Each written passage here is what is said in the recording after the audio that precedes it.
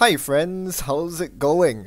Well, my sore throat is slowly but surely recovering, and the month is winding down. So hopefully this means that moving forward, I'll be able to pump out content regularly, just as I did over the years previously. Because of the lack of content recently, hopefully I'll be able to make up for it with some interesting plans coming out ahead. No promises here. The stars have to line up for that to happen. But I hope to be able to deliver some high quality content in the coming month. So stay tuned for that. For now, however, I'll keep you all placated with update on the Netrunner FAQ, which has been updated hot on the heels of the Most Wanted List update. So up to now, I haven't seen any one central post or summary of changes, so I thought I just make one here. Right, so I'll be running through the updates from most important to least important, starting with the Maxwell James update that I skimmed over during the Most Wanted List video.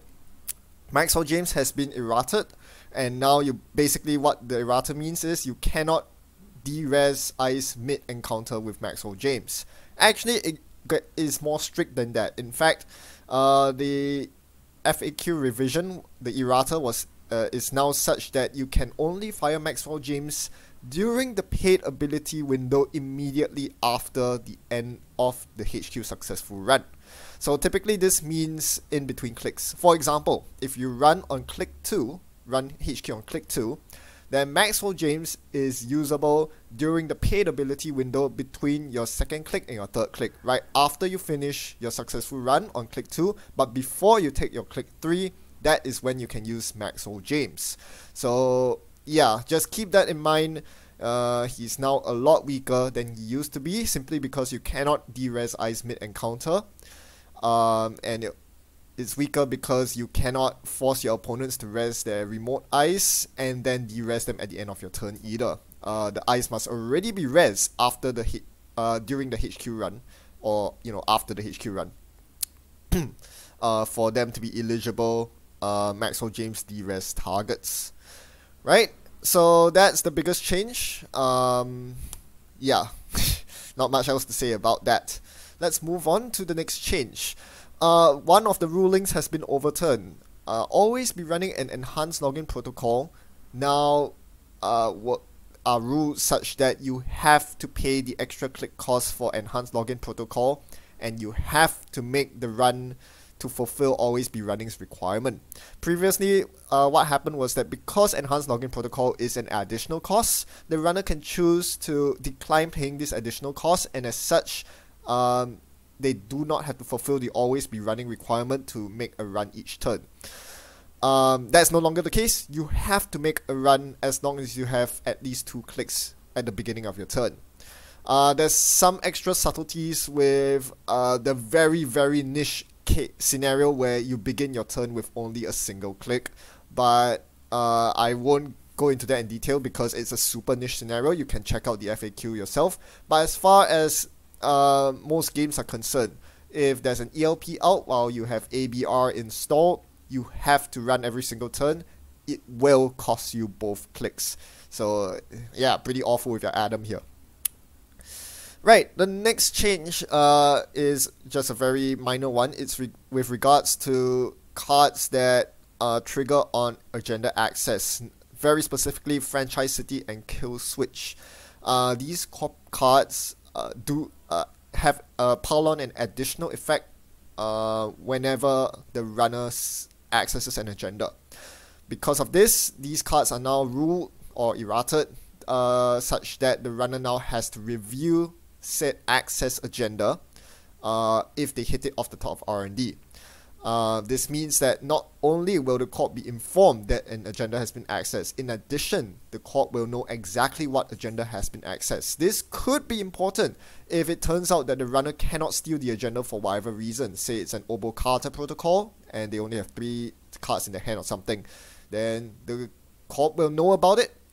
These 2 cards will trigger, but the runner cannot steal the agenda.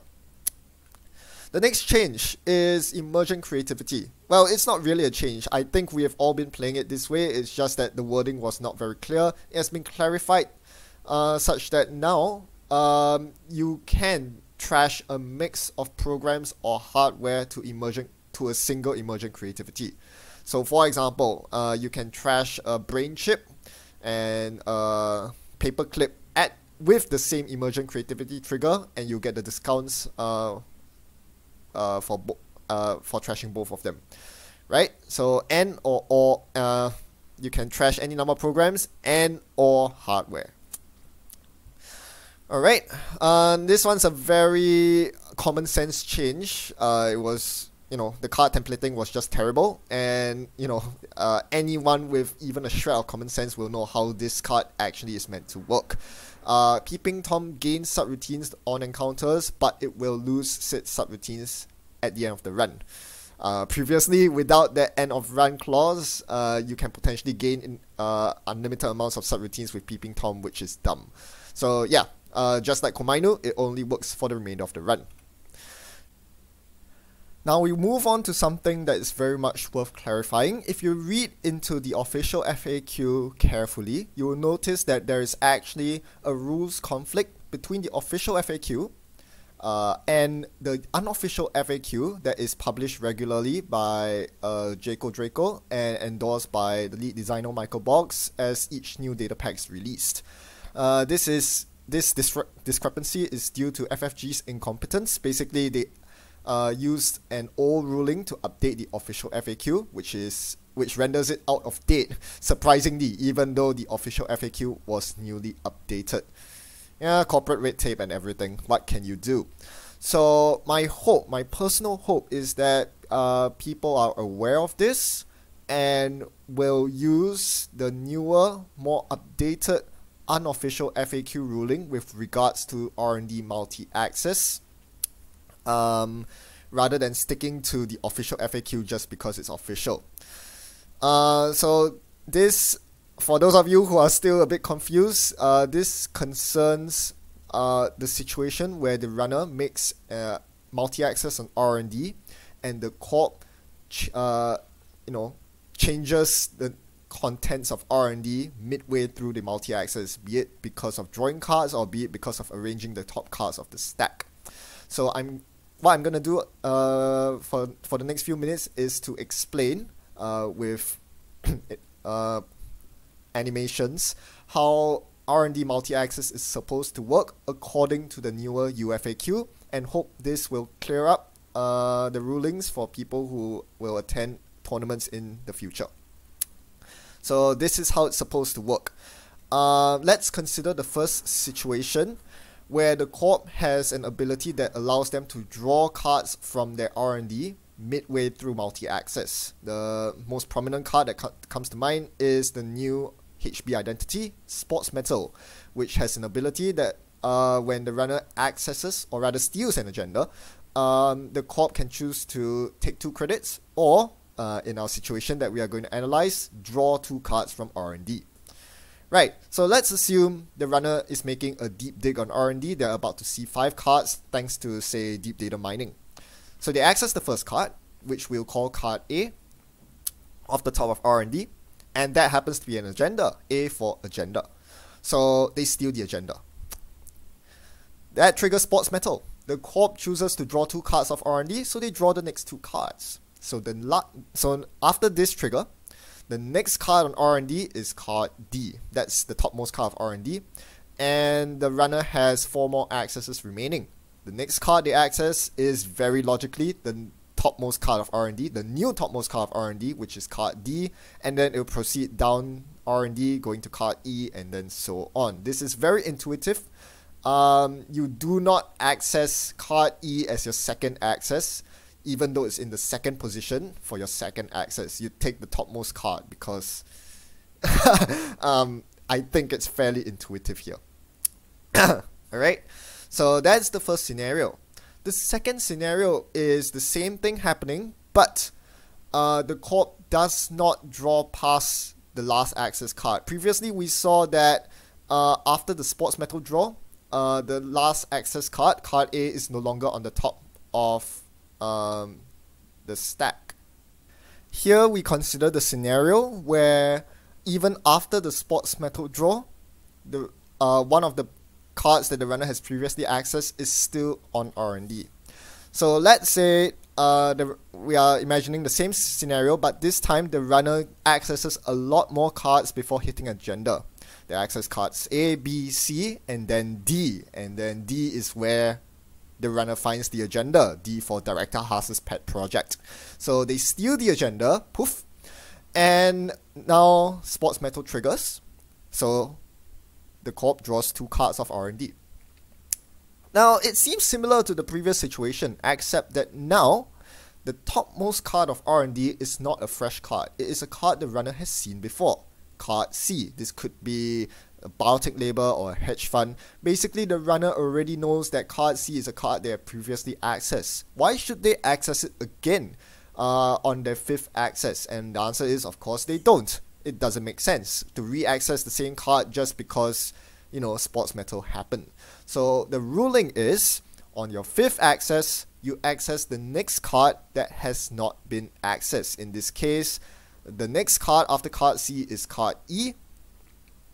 That is a card that's unknown to both players, so you access it. Right? It's very intuitive. You know, you get 5 fresh accesses. That's how R&D access is supposed to work. Multi-access, rather. Right. Now we consider the final scenario, scenario 3, where the Corp just completely jumbles up R&D. Right? This is provided by effects such as Bacterial Programming. For those of you not familiar with the card, Bacterial Programming on, I forgot whether it's on Access or on Steal, but okay, I think it's on Steal. When the runner steals Bacterial Programming, the Corp can look at the top 7 cards of R&D, trash any number of them, draw any number of them, and shuffle the rest in R&D. Right? So we imagine a case where the runner accesses a couple cards of R&D, and then they access card B, which is Bacterial Programming, because B is for Bacterial Programming, and the Corp, well, they steal it, and then the Corp decides to shuffle cards A, C, D, E, and whatever's below, you know, the top 7 cards. They shuffle it around. So now there's a bunch of cards on top of R&D. They may or may not be the same cards that the runner has accessed previously. The runner doesn't know, right? They cannot, you know, with after Bacterial Programming is all said and done, the runner doesn't know for sure that the top 2 cards of R&D, or rather the top card of R&D, the one that they access on access number 1, is still the same card that they accessed previously. Because of this unknown factor, they have to start accessing again from the topmost card as access number 3. Right? They do not continue on to the 3rd topmost card of R&D, because that doesn't make sense. The top, why are they avoiding the top 2 cards of R&D when they don't even know what that is? So the access is reset from the very top because Bacterial Programming shuffles the cards around, so the runner has no idea what they are. Even if the Corp chose not to shuffle the cards at all, even if the Corp says, okay, I'm just going to keep everything in place with Bacterial Programming's ability, you still access from the topmost card. Right? So, yep, that's basically how it works. Yeah, and that basically covers multi-access rulings. Hopefully that the infographic clears things up. Now we move on to the rules reference document, which kind of copies most of what has been said from the main FAQ. But a couple of changes. One is clarifying cannot prohibitions. So this is an example completely lifted from the rules reference, the official rules reference. And it concerns resolving effects when a cannot prohibition is in place. So cannot prohibitions are cards like rumor, okay, not rumor mill, you know, things like genetics pavilion, or in this case lockdown, that says the runner or the Corp cannot do something. In this case, lockdown says you cannot draw cards. So when the runner cannot draw cards, they cannot play, or rather they cannot resolve or play cards that fully prohibit them from doing the effect. Diesel, for example, its only effect is to draw you cards. If you are not allowed to draw cards, then you can't even resolve Diesel in the first place. There's no part of Diesel that can resolve, and I believe due to game state rules, you simply cannot play Diesel. But if you have a card that only is partially prohibited by this cannot effect, an example is process automation. It does two things. It gains you money and it draws you a card. Now, part of it is prohibited. You are prohibited from drawing the card, but the other part of it, the gain 2 credits part, is still completely usable. Because of this, you are allowed to play process automation from your hand. You can gain 2 credits, you just won't be able to draw the card, right? Contrast this with Diesel, where you can't even play the card from your hand in the first place. Not that you have any reason to, but this is just to clear things up, because there are other effects in the game where, or situations, very niche situations, where you might want to play a Diesel from your hand for whatever reason, or other effects that draw you cards, right? Now, the other thing that has changed in the rules reference is that derived information, this paragraphs here that previously was in previous rules references, previous iterations of the official rules document, is no longer in there, right? So derived information is no longer a thing. For those of you not aware, derived information is information that was learned or deduced at some point by one or more players over the course of the game. Something like Ginger City Grid triggers. When you install an ice with Ginger City Grid, the Corp has to reveal that ice to the runner. Even though it's not res, they have to show the runner the identity of the ice. So this is information that the runner learns throughout the game. The ice is installed unres, so the runner doesn't have continuous access to that information, even though they learnt about it when Ginger City Grid triggered. After that, they don't technically have access to that information. Another example is in asset spam games, for example. When there's a bunch of assets on the board and you access one of them as the runner, you learn about the identity of the asset briefly before it returns back to the table unresed. So you then while you do know of that information in theory, in practice that information is not continuous. You don't have access to it after the fact. Now, in the strictest interpretation of the rules, you do not have access to that information. That information is not continuous because the cards are unres. Therefore, by right, you're not supposed to have this information readily available to you, right? So if I forget about which ice that was installed with City Grid or Ginger Grid, or if I forget what card I access, by right, it's my own fault. My lapse in memory means that now I've lost this vital information that I was supposed to learn. But in practice, from all my games of playing Netrunner so far, I find that games are a lot more fun, meaningful and enjoyable when this information is made available to the runner. At the end of the day, Netrunner is a highly taxing, high skill cap game that, you know, there's so many things going on at every single juncture of the game. And that's the first thing. It's a heavy mental load. It's very mentally taxing. Yep. So it's already very difficult to keep track of such information. I wouldn't say it's trivial at all to remember exactly what assets you have access or which ice were installed with Ginger Grid. The other thing about Netrunner is I find that games are just a lot more fun when you have access to this information that you already learnt about through legitimately playing the game, so that you can make more meaningful decisions, and the games are just more fun overall. Because if you lose the game, it's not because of a stupid lapse of memory, it's because you made the wrong decision. You know, I just personally find it more fun that way, when the game is more about strategy and gameplay decisions and less about memory work. You know, there are a lot of other games, like say, I don't know, Goldfish, that I would play if I wanted to play a memory game. So personally, I feel that derived information should be in the game, and I'm not alone in this. From unofficial channels, Jaco Draco as rules manager, I believe, of Nisei, the continuation project, the community-led continuation project of Netrunner. As a rules manager, Jaco wants to overturn this, and we'll see how things shape out as Netrunner loses official support.